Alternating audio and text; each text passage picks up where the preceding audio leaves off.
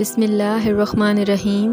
السلام علیکم ناظرین گرامی، آج کی اس ویڈیو میں ہم حضرت عمر فاروق رضی اللہ تعالیٰ عنہ کے قبول اسلام کا واقعہ بیان کریں گے۔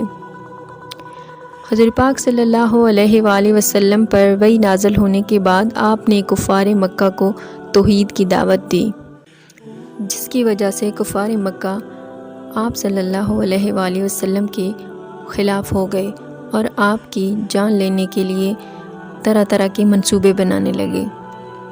اسی طرح ایک روز خطاب کا جوشیلا بیٹا عمر، جو ایک قوی ہیکل، بلند قامت، بے باک مزاج 26 سالہ نوجوان تھا، گوشہ تنہائی میں بیٹھا ہوا اپنے ارد گرد وقوع پذیر ہونے والے واقعات پر غور و فکر کر رہا تھا۔ اسے اس بات پر سخت حیرت تھی کہ تنہا ایک آدمی کی دعوت نے سارے ماحول کو پراگندہ کر کے رکھ دیا ہے۔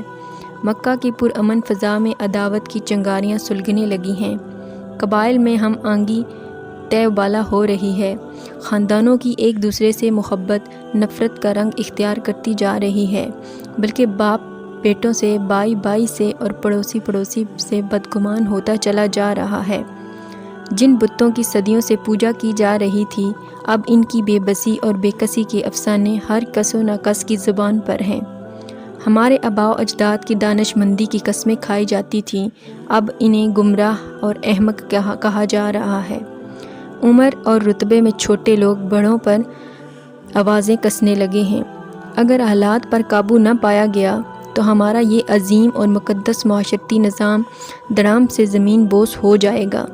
جو لوگ اس سلسلہ میں کوئی مؤثر کردار انجام دے سکتے ہیں، انہیں جلد کوئی فیصلہ کن قدم اٹھانا چاہیے، ورنہ پانی سر سے گزر جائے گا۔ وہ نوجوان اس بات پر بھی حیران و ششدر تھا کہ جو لوگ اس شخص کی دعوت کو قبول کر لیتے ہیں، ان پر جتنی بھی سختیاں کی جائیں، انہیں جتنے سنگین نوعیت کے عذاب کے سکنجوں میں کس دیا جائے، وہ کسی قیمت پر اس دین سے اپنا رابطہ منقطع کرنے کے لیے آمادہ نہیں ہوتے۔ وہ سسک کر جان تو دے سکتے ہیں، لیکن اس نبی مکرم کا دامن چھوڑنے کے بارے میں سوچ بھی نہیں سکتے۔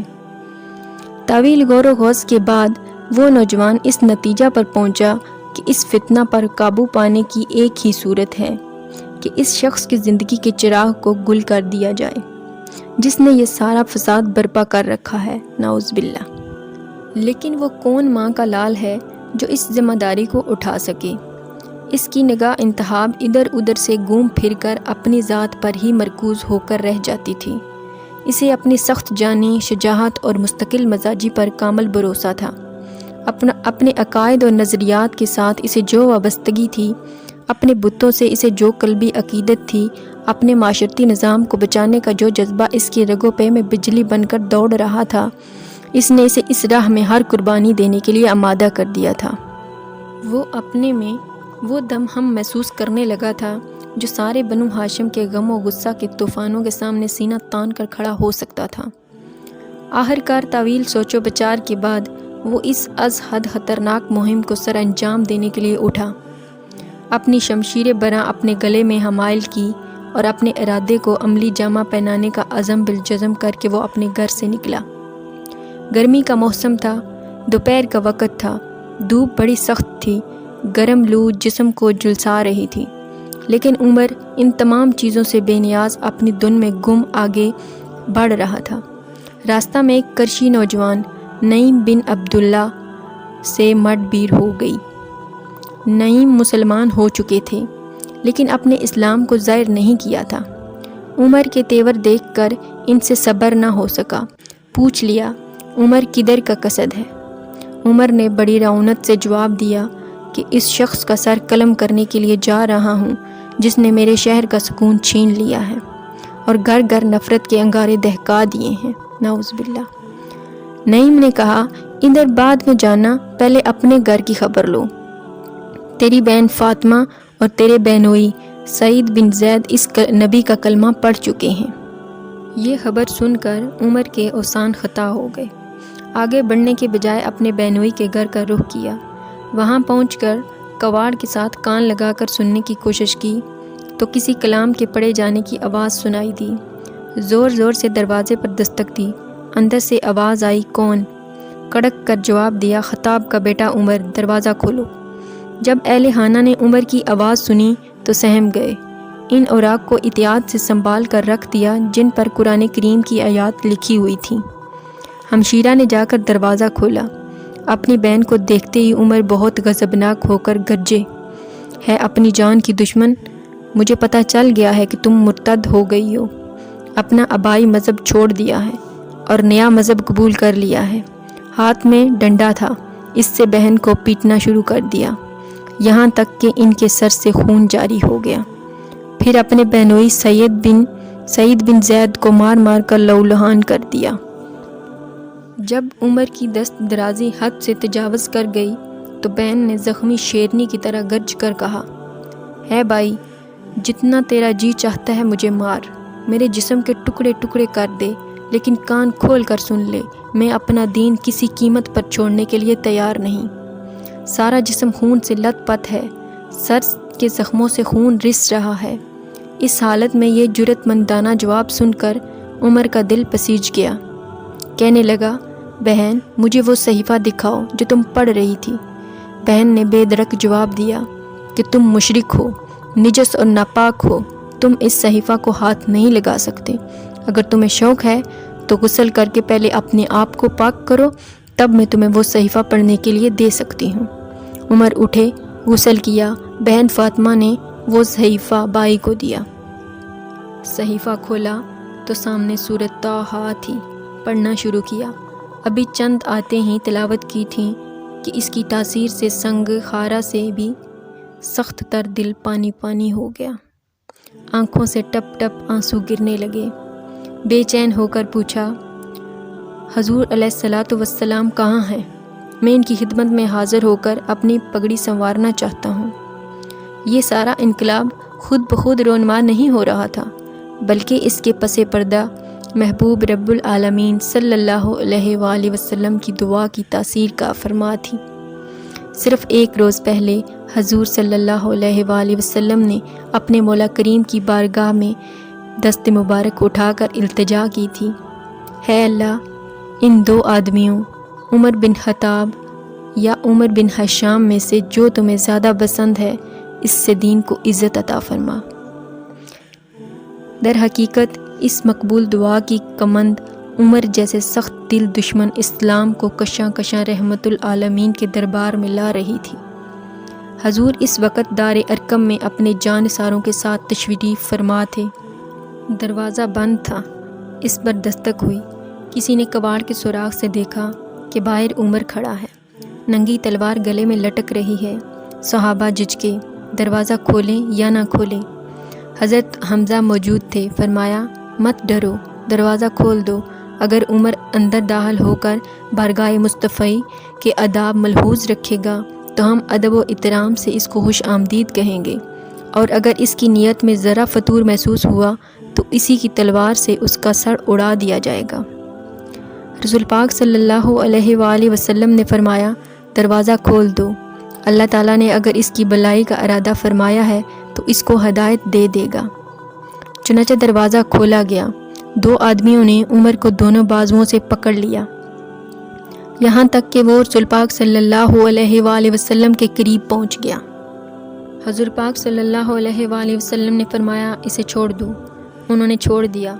حضور نبی کریم صلی اللہ علیہ وآلہ وسلم اٹھے اور عمر کی چادر کو پکڑ کر اسے زور سے جھٹکا دیا اور فرمایا، ہے عمر، اسلام قبول کر لے، ہے اللہ اس کے دل کو ہدایت کے نور سے روشن کر دے، ہے اللہ عمر بن خطاب کو ہدایت عطا فرمانا، ہے اللہ عمر بن خطاب کے ذریعے دین کو عزت بخش، ہے اللہ عمر کے سینہ میں اسلام کی جو عداوت ہے اس کو نکال دے اور اس کو ایمان سے تبدیل کر دے۔ حضرت عمر کہتے ہیں کہ میں نے اس کے بعد عرض کی، میں گواہی دیتا ہوں کہ اللہ تعالیٰ کے بغیر اور کوئی عبادت کے لائق نہیں، اور آپ اللہ تعالیٰ کے سچے رسول ہیں۔ جب حضور پاک صلی اللہ علیہ وآلہ وسلم نے یہ سنا تو فرط مسرت سے نعرہ تکبیر بلند کیا۔ حضور صلی اللہ علیہ وآلہ وسلم کے نعرہ کے بعد تمام مسلمانوں نے اس زور سے نعرہ تکبیر لگایا کہ سارے مکہ کی گلیاں اور فضائیں اس نعرہ سے گونج اٹھیں۔ حضرت ابن عباس سے مروی ہے کہ حضرت عمر فرماتے ہیں کہ میں جب مشرف با اسلام ہوا تو میں نے بارگاہ رسالت میں عرض کی، ہے اللہ کے پیارے رسول، کیا ہم حق پر نہیں ہیں؟ خواہ ہم مریں خواہ ہم زندہ رہیں۔ حضور صلی اللہ علیہ وآلہ وسلم نے فرمایا، اس ذات کی قسم جس کے دست قدرت میں میری جان ہے، تم حق پر ہو، خواہ تم مرو یا زندہ رہو۔ پھر میں نے عرض کی، ہے اللہ کے رسول، پھر ہم کیوں چھپتے ہیں؟ ہم اپنے دین کو کیوں چھپاتے ہیں، حالانکہ ہم حق پر ہیں اور وہ باطل پر ہیں؟ حضور پاک صلی اللہ علیہ وآلہ وسلم نے فرمایا، ہے عمر، ہماری تعداد کم ہے اور تم دیکھتے ہو جو کفار ہمارے ساتھ برتاؤ کرتے ہیں۔ حضرت عمر رضی اللہ تعالیٰ عنہ نے عرض کی، اس ذات کی قسم جس نے آپ کو حق کے ساتھ نبی بنا کر بھیجا ہے، تمام وہ مجلسیں جن میں کفر کی حالت میں بیٹھا کرتا تھا، اب مسلمان ہونے کے بعد ان سب میں بیٹھوں گا۔ پھر ہم دار ارقم سے 2 قطاریں بنا کر نکلے، ایک قطار کے آگے آگے میں تھا اور دوسری قطار کے آگے حضرت حمزہ تھے، یہاں تک کہ ہم مسجد حرام میں داخل ہوئے۔ جب قریش نے ہمیں اس حالت میں دیکھا تو ان پر کوہ علم ٹوٹ پڑا۔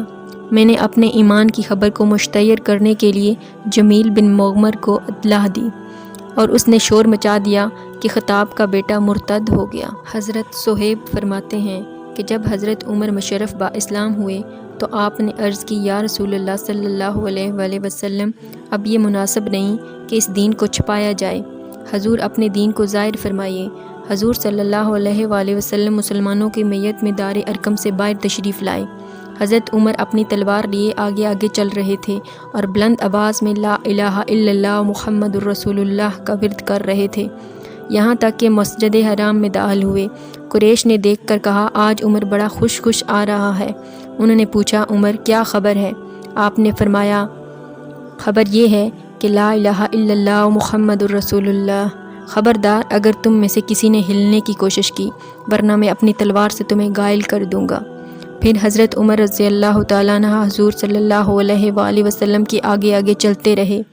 حضور صلی اللہ علیہ وآلہ وسلم نے طواف فرمایا، آپ صلی اللہ علیہ وآلہ وسلم کی حفاظت کر رہے تھے، یہاں تک کہ حضور طواف سے فارغ ہو گئے۔ حضرت عمر فاروق اعظم رضی اللہ تعالیٰ عنہ کے ایمان کا واقعہ تاریخ اسلام کا ایک عظیم ترین واقعہ ہے۔